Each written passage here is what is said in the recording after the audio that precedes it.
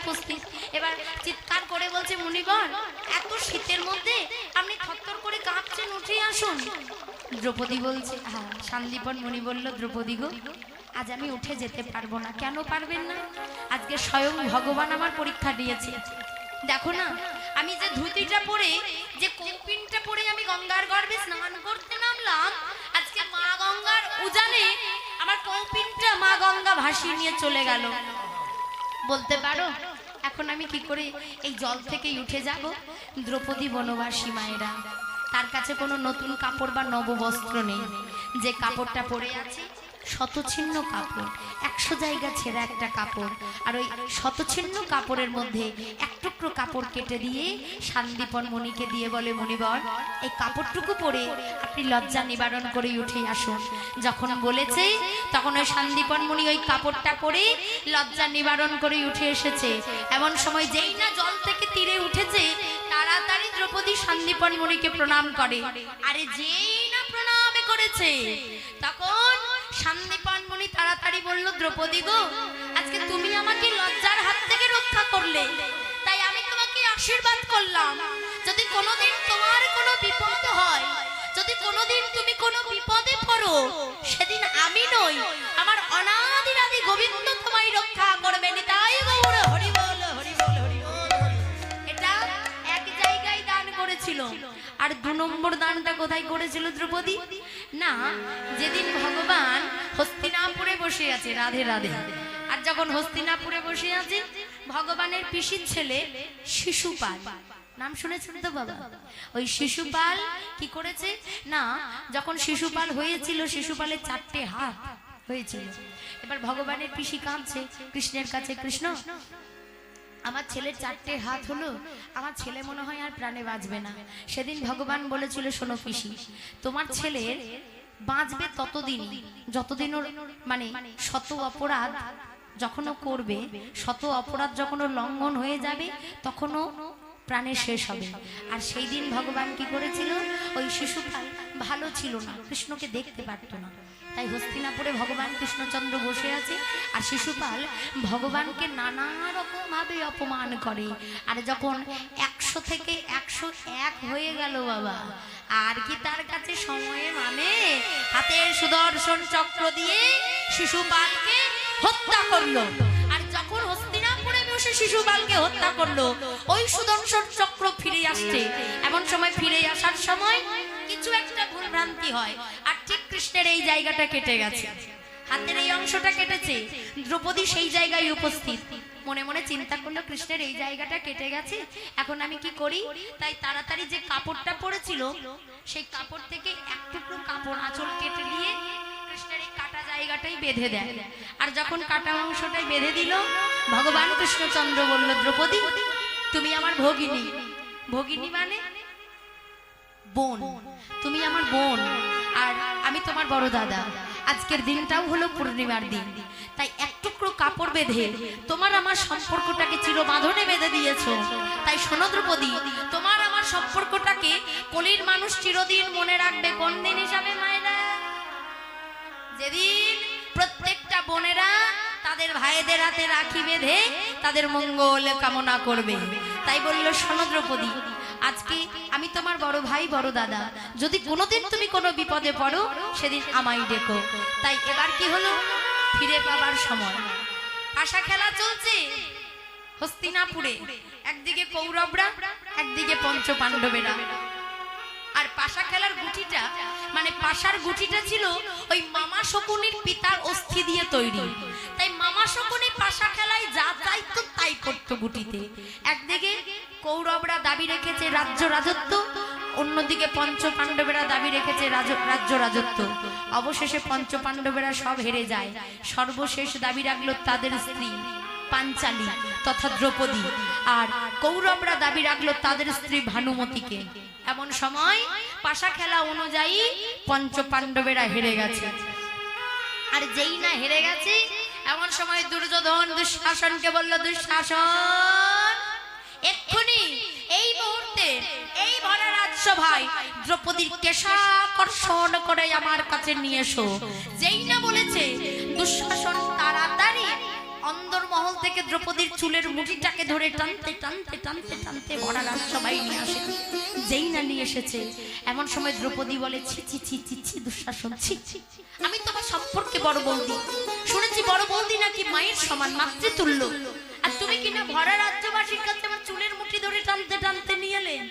দুঃশাসন বলল, দ্রৌপদী গো, তোমাকে পাশা খেলায় হেরে গেছে। হ্যাঁ, পাশা খেলায় হেরে গেছে মানে মানে আমি কি কোনো রাজ্য রাজত্ব বিষয় সম্পদ? আমাকে পাশায় দাবি রেখেছে, তাই তাড়াতাড়ি কোনো কথা না বলে যুধিষ্ঠির কাছে যাই। স্বামী, একই শুনলাম। হ্যাঁ দ্রৌপদী, তুমি ঠিকই শুনেছ। তাই তাড়াতাড়ি আজকে যখন শুনেছে যে তাকে পাশায় দাবি রেখেছে, সকল রাজ্যবাসীর কাছে গিয়ে সবার পায়ে ধরে ধরে বলে, ওগো তোমরা যদি একবার বলো তাহলে গান্ধারীর শতপুত্র আমার কাপড়টা ধরে অন্তত টানবে না। গান্ধারীর কাছে গিয়ে বলে, বড় মা একবার বলো না।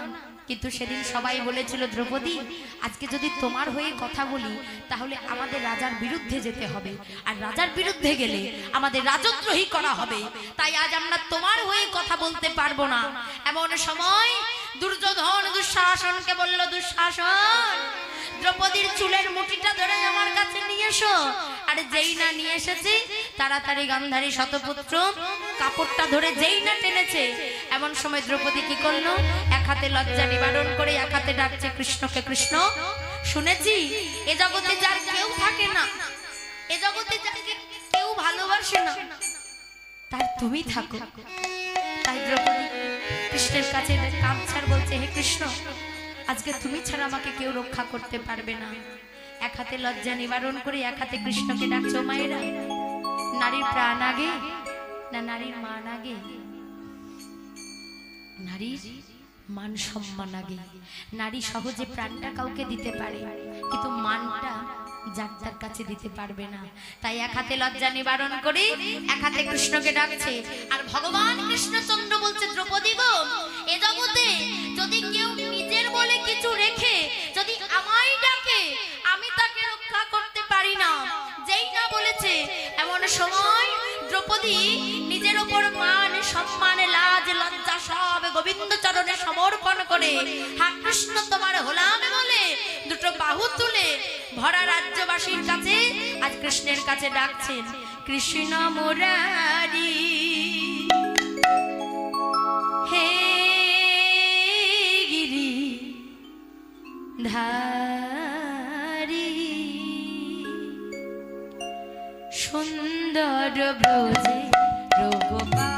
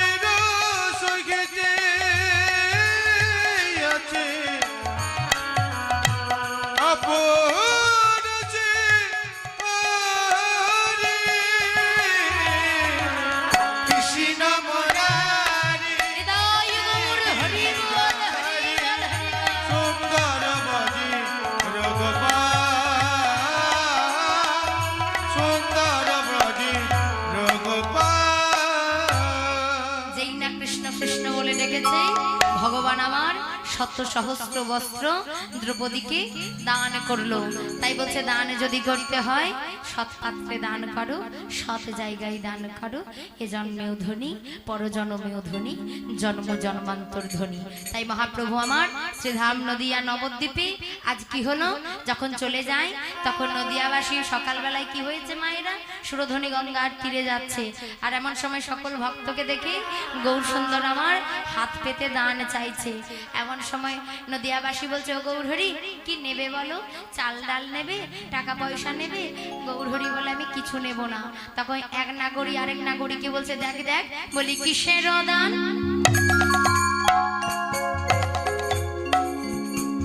দানে চাহে গোরা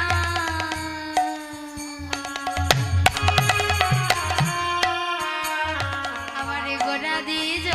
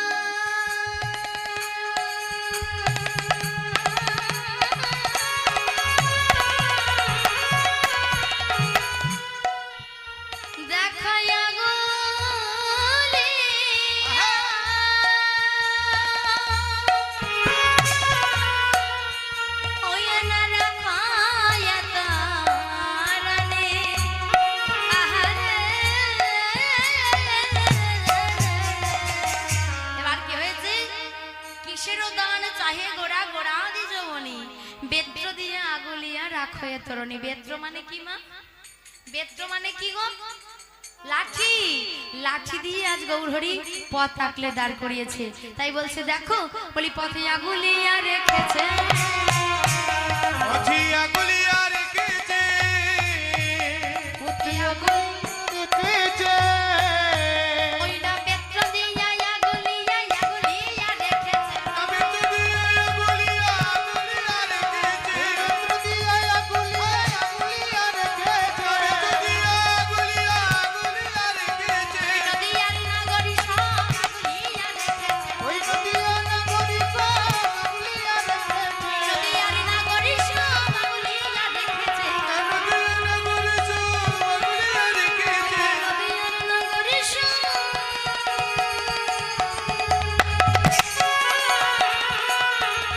ওই নাই আমার আমার গৌর হরি নাই গৌর হরি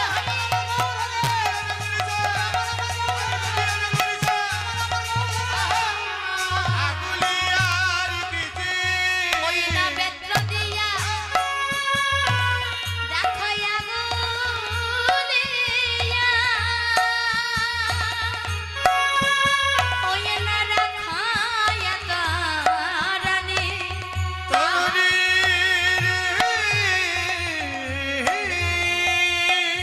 এইবার যখন লাঠি নিয়ে দাঁড়িয়েছে, মনে করুন যে গৌরহরি দু বাহু তুলে হেমদণ্ড বাহু তুলে নৃত্য করতে করতে কৃষ্ণ কৃষ্ণ বলে চলে যায়, সেই গৌরহরি যদি আজকে লাঠি নিয়ে দাঁড়িয়ে থাকে সবাই চমকে যাবে না? হ্যাঁ গো গৌর সুন্দর, চাল ডাল নেবে না, টাকা পয়সা নেবে না, তাহলে তুমি নেবে কি? যেই না বলেছে কি নেবে, এমন সময় বলছে কি নেবো জানো কি? বলি দানে দেহ দান। রাধে দান দেওয়া, আর দেহ মানে দেওয়া। ও গৌরহরি, এই দেওয়া দেওয়া তোমায় কি দেব গো? ভালো করে শোনো, কি বলি দানে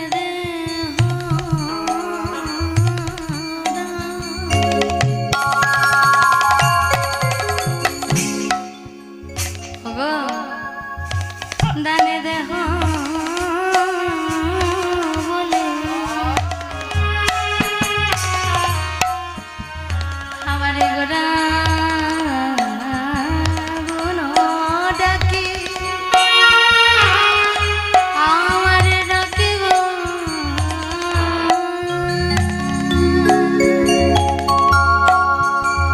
আজ দান দেখো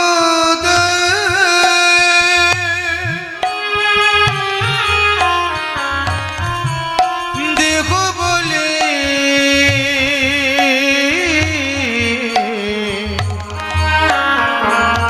আমার গোরা গুণ ডাকে,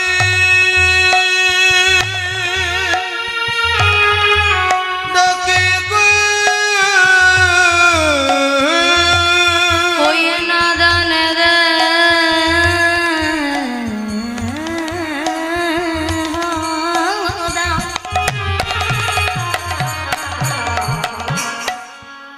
দানে দেহ বলে আমার গোরা গুণ ডাকে, ওই না ডাকে গো। জয় রাধে। যেই না বলেছে দান দেহ বলে গোরা গুণ ডাকে, আর এই কথা শুনে নদিয়াবাসী কি হলো? ওই না নদিয়া না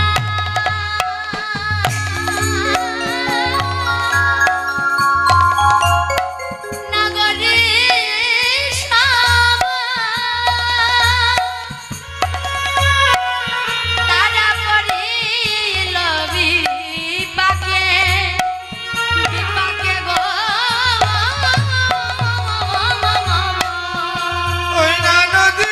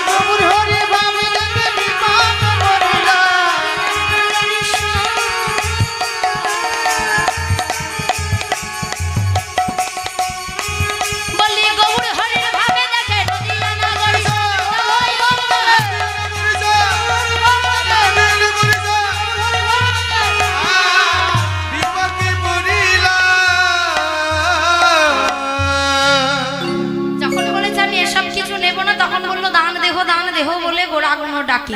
হ্যাঁ গো গৌর সুন্দর, আমাদের দেহগুলো নিয়ে করবে কি? ও ভক্ত, এক বদনে কৃষ্ণ নাম বলে স্বাদ মেটে না, দুটো কানে কৃষ্ণ নাম শুনে আমার স্বাদ মেটে না।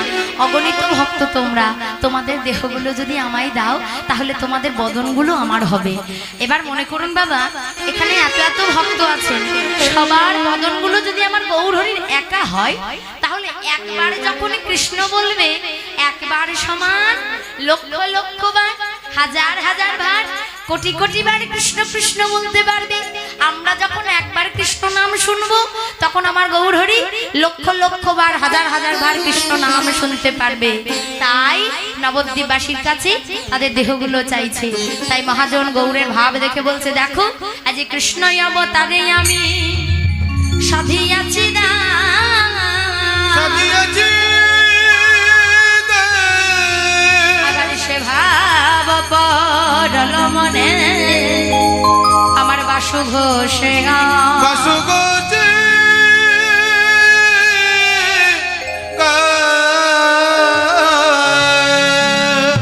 এতক্ষণ ছিলাম শ্রীধাম নদিয়া নবদ্বীপে, এবার যাব মধুময় শ্রীধাম বৃন্দাবন। তা বৃন্দাবনে যেতে হলে কি বলতে হবে মায়েরা? বাহ বাহ বাহ, জয় রাধে। সবাই যাবেন তো? হ্যাঁ, বলিয়ে রাধা রানী কি, শ্যাম সুন্দর কি, সকল ভক্তবৃন্দ কি, নিতাই গৌর হরি বল হরি বল হরি বল। জয় রাধে। राधा जी मेरी स्वामिनी,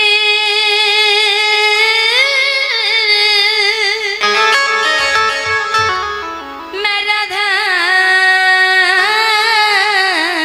जी को हर जन्म जन्म मोहे दीजिए ओ वृंदावन में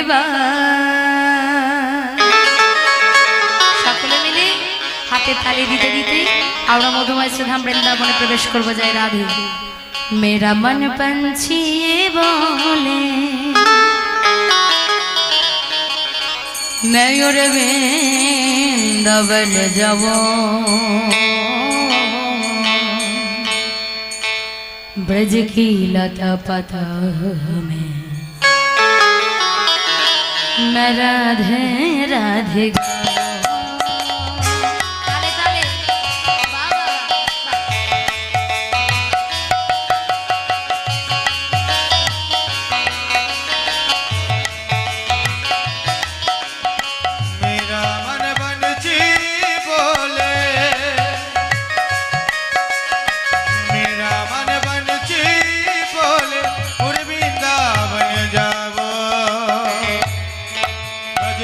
लता पता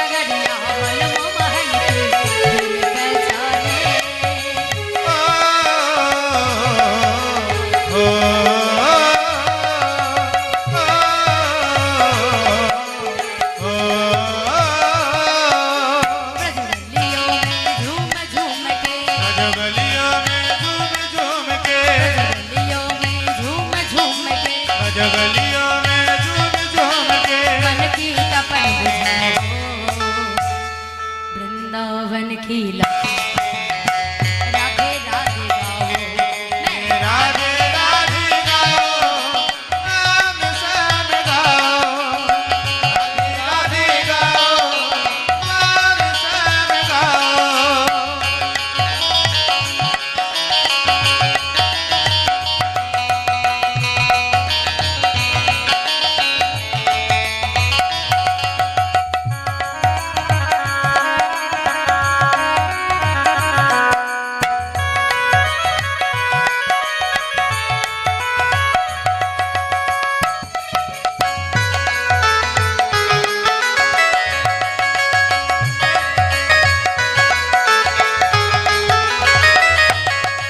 मधुवन जी में जहाँ कन्हैया रास नचाते हुए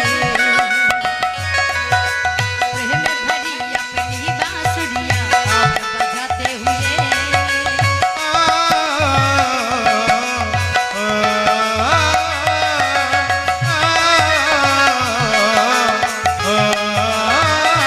मधुवन जी में जहाँ कन्हैया रास नचाते हुए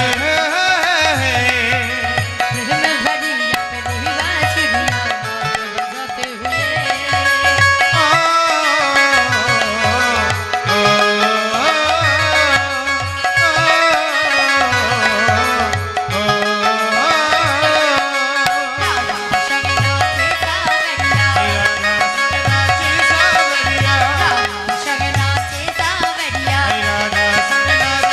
दर्शन करके आओ वृंदावन की लता राधे राधे गाओ मैं राधे राधे गाओ नाम श्याम गाओ राधे गाओ नाम श्याम गाओ राधे राधे गाओ श्याम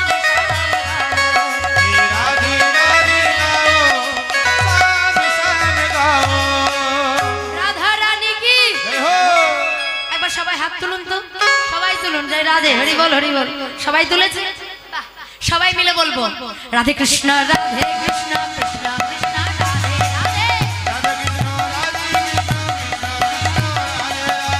राधा कृष्ण राधे कृष्ण कृष्ण राधे राधे राधे कृष्ण राधे कृष्ण कृष्ण राधे राधा कृष्ण राधे कृष्ण राधे राधे कृष्ण कृष्ण कृष्ण राधे राधे राधे कृष्ण राधे कृष्ण राधे कृष्ण राधे कृष्ण कृष्ण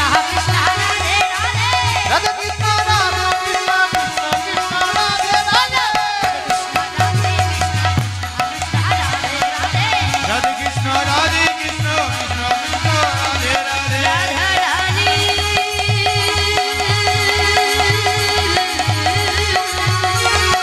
प्रेम दीवानी बोलो राधा रानी बोलो राधे कृष्ण राधे कृष्ण कृष्ण राधे राधे कृष्ण राधे राधा रानी की जय हो श्याम सुंदर की जय बलिए भक्तवृंद की हरिवासर की भगवत पुराण की निताई गौर हरि बोल हरि बोल हरि बोल मधुमय सुधा वृंदावन आस्वादन करছি ভগবান শ্রীকৃষ্ণের দান লীলা জয় রাধে ভগবান সকাল বেলায় নবলক্ষ গাভীগণকে সঙ্গে করে নিয়ে এবার গোষ্ঠ গোচারণে যাবে এবার যখন নবলক্ষ গাভীগণকে নিয়ে গোষ্ঠ গোচারণে গেছে এমন সময় কি হলো বৃন্দাবনে ভগবানের তিন প্রকার সখা ছিল একটা প্রিয় সখা একটা প্রিয় নম্র সখা আর একটা হলো প্রাণ সখা প্রিয় সখা কারা শ্রীদাম সুদাম প্রিয় নম্র সখা দাম্ব সুদাম আর প্রাণ সখা হলো সুবল আর মধুমঙ্গল তাই ভগবান নবলক্ষ গাভীগণকে সঙ্গে করে নিয়ে এসে আজকে যমুনার তীরে কেশি ঘাটের নিচে বংশী বটের তলায় অধবদনে বদন মলিন করে বসে আছে এই অধবদন মানে কি মুখটা বাংলার 5 করে বসে আছে যাই রাধে। এবার কি হয়েছে, সুবল বলছে কানাই ভাই সবে গোষ্ঠ গোচারণে এলি ঘর থেকে আর এখন মদন মলিন করে বসে আছিস। এমন সময় ভগবান বলছে সুবল রে তোকে একটা কথা বলবো। কি না, তোর মুখটা দেখলে না আমার রাধারানীর কথা মনে পড়ে যায়, কিন্তু আমি আমার রাধারানীর কথা বলবো কি করে? কেন, ওই দেখছিস না আমার বড় ভাই বড় দাদা বলরামচন্দ্র দাঁড়িয়ে আছে। এই ভাই, বড় ভাইয়ের সামনে বড় দাদার সামনে কি নিজের মনের কথা বলা যায়? প্রবাদে একটা কথা বলে, কি জানেন? প্রবাদে কথা আছে, আপন মরম কথা না কহিও যথা তথা। আচ্ছা মায়েরা, যার তার কাছে নিজের মনের কথা বলা যাবে? যাবে না। যে মনের মতো হবে তার কাছেই বলা যাবে। এমন সময় কি হলো, তাড়াতাড়ি সুবল বলছে কানাই আমার কাছেও কি বলা যাবে না ভাই? গোবিন্দ বলছে তোর কাছে বলবো, কিন্তু দাদার সামনে কি করে বলবো বল ভাই? আর তীব্র শ্রুতিধর বলরামচন্দ্র, দাদা বলরাম চিন্তা করছে হাইরে বিধি, আমি কেন বড় হলাম? আজ আমি বড় হয়েছি বলে আমার ভাইয়ের লীলা কথা লীলা মাধুর্য জানতে পারছি না। ওগোজি, আমি বড় হয়েছি ঠিক আছে, কিন্তু তোমরা যেন আমার মতো করে কেউ বড় হইও না। বড় যদি হতে চাও ছোট হও আগে, ছোট হয়ে লীলায় অংশ নাও, দেখবে সবাই তোমাকে বড় বলবে, নিজে বড় সেজো না। এমন সময় বলরামচন্দ্রের কথা ভগবান কৃষ্ণচন্দ্র শুনতে পেয়ে বলছে দাদা গো, তুমি বড় হয়েছে বলে অনুশোচনা করছো দাদা, দুঃখ করছো, কিন্তু শোনো এজন্মে তুমি আমার বড় ভাই বড় দাদা হয়েছো। কথা দিলাম আগত কলিযুগে যেদিন আমি গৌর হয়ে যাব সেদিনও তুমি হবে আমার বড় ভাই বড় দাদা, তোমার নাম হবে নিত্যানন্দ প্রভু। সেদিন তুমি জগত জীবকে রাধা গোবিন্দের প্রেম মাধুর্য যদি না জানাও তবে জগতের জীব যে জানবে না চিনবে না। তুমি যদি না জানাও তাহলে জগতের জীব বলবে না। যার জন্য বলল নিতাই আশ্রয় আর গৌর বিষয়। নিতাই আশ্রয় না করলে গৌর বিষয় পাওয়া যায় না, আর গৌর বিষয় না পেলে ব্রজলীলা রস আস্বাদন করা যায় না। তাই এখানে কারা কারা নবদ্বীপে গেছেন একবার হাত তুলুন তো দেখি।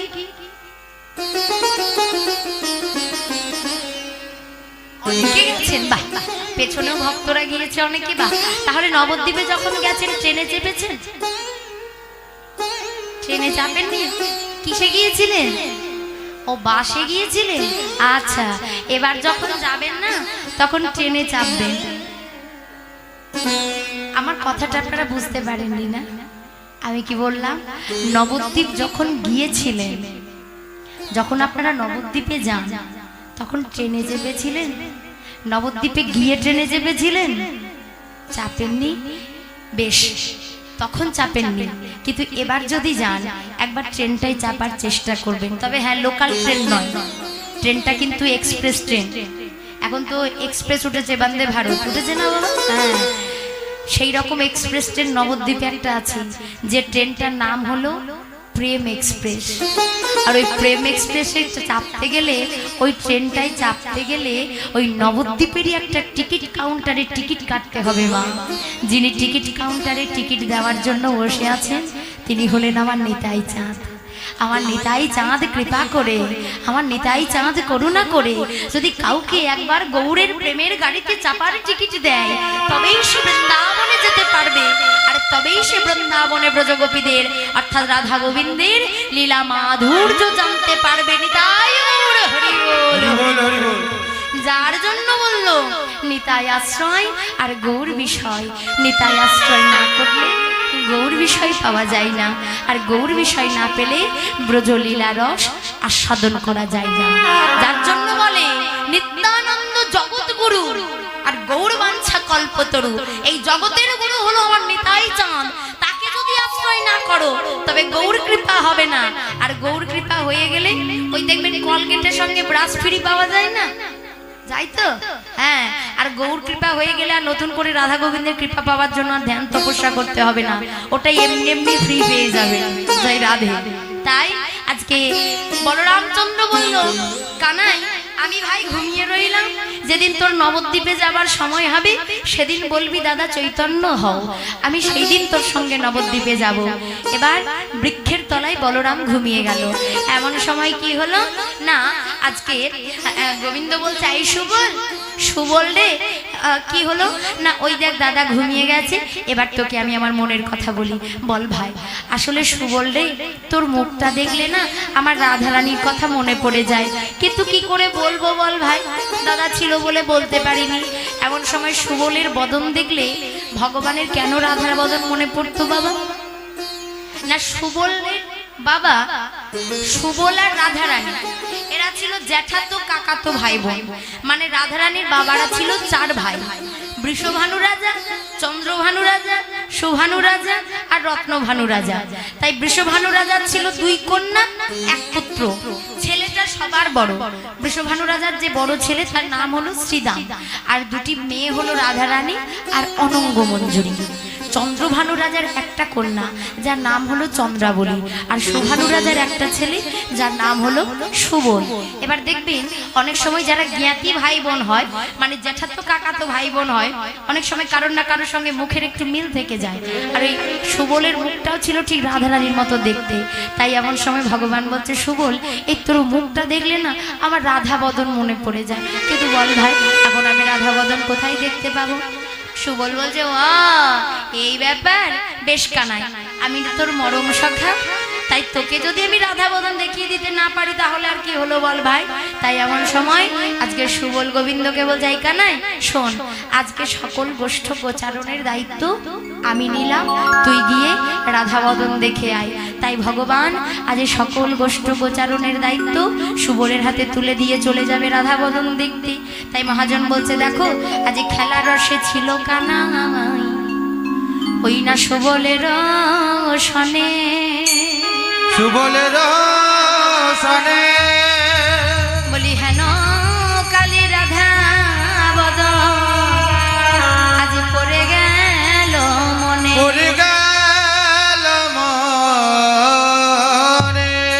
আরে যেই না রাধা বদন মনে পড়েছে অমনি গোবিন্দ আমার কি করলো জানেন? কি করলো? ওই নাই আপনার রথে ওই না সঙ্গী গণে দিয়া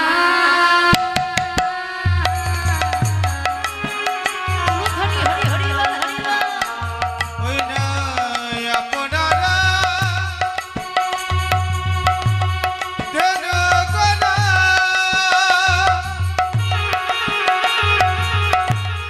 সঙ্গী গণ দিয়া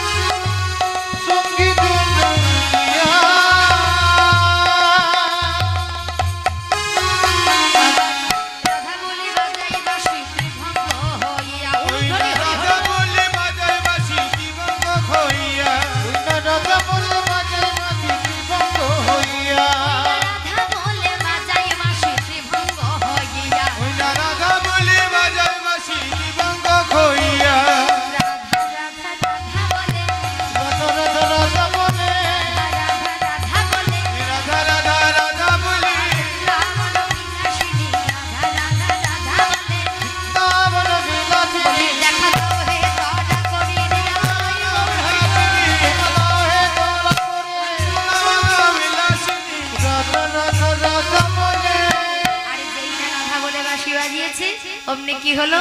মহাজন বলছে দেখো ওই না রাধা বলে সামনে আজ পুরীর মোহন বাসে,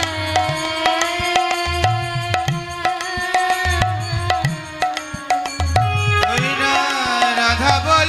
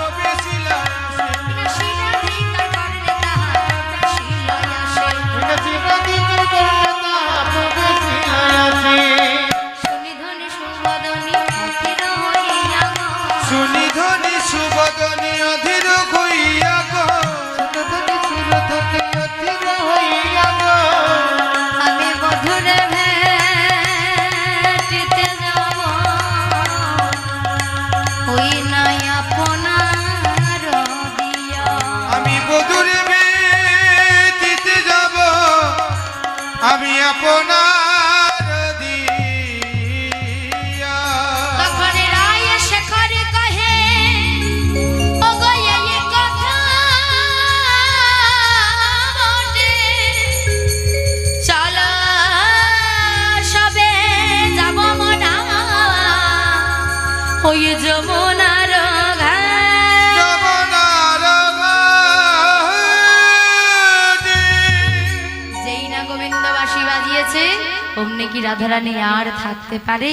তাই এমন সময় মরম সখী ললিতাকে বলে, ওরে ললিতা রে, বিধি আমায় যে ঘরে বাস দিয়েছে সে ঘরে কৃষ্ণ কথা কইতে মানা, কৃষ্ণ দর্শনে শত বাধা।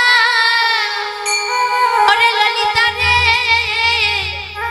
বিধি আমায় যে ঘরে বাস দিল সেই ঘরে কৃষ্ণ নামে কৃষ্ণ নামে যে আমার শত বাধা। শত বাধা। এমন সময় ললিতা বলে, ওরাই এই বৃন্দাবনে তোমার কৃষ্ণ কথা কইতে মানা, কৃষ্ণ দর্শনে শত বাধা। কিন্তু শোনো রাধে, এ জগতে যদি তোমায় কেউ রাধা বদন গোবিন্দ বদন যদি দর্শন করাতে পারে বা না পারে, কিন্তু বৃন্দাবনের মাটিতে একজনাই আছে যে তোমাকে সর্বক্ষণে সর্বদাই ওই গোবিন্দ বদন দর্শনে করিয়ে দেয়। আজ তুমি কৃষ্ণ বাদিনী ঘরে